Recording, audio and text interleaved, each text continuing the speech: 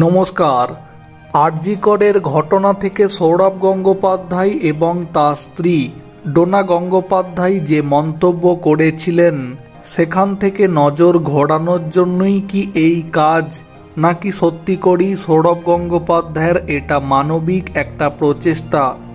এবার পশ্চিমবঙ্গের বন্যা দুর্গতদের পাশে দাঁড়ালেন সৌরভ গঙ্গোপাধ্যায়।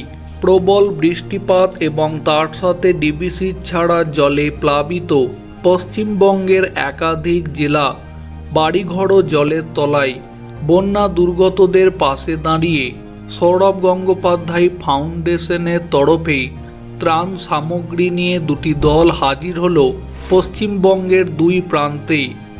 একটি দল গিয়েছে হুগলির আরামবাগ, খানাকুল, হাওড়ার উদয় নারায়ণপুর এলাকাতে, অন্য আর একটি দল গিয়েছে ঝাড়গ্রাম এবং মেদিনীপুরে।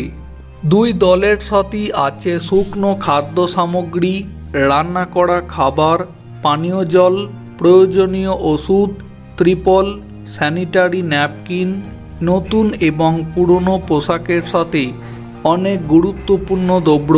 বিপর্যস্ত মানুষের তালিকা বানিয়ে প্রয়োজনীয় সরঞ্জাম পৌঁছে দিচ্ছেন তারা। পশ্চিমবঙ্গের পাশাপাশি ত্রিপুরার বন্যা পরিস্থিতি তৈরি হয়েছে। ত্রিপুরার বন্যা দুর্গতদের পাশে দাঁড়িয়ে মুখ্যমন্ত্রী তহবিলেও সৌরভ গঙ্গোপাধ্যায় 10 লক্ষ টাকা আর্থিক অনুদান দিয়েছেন।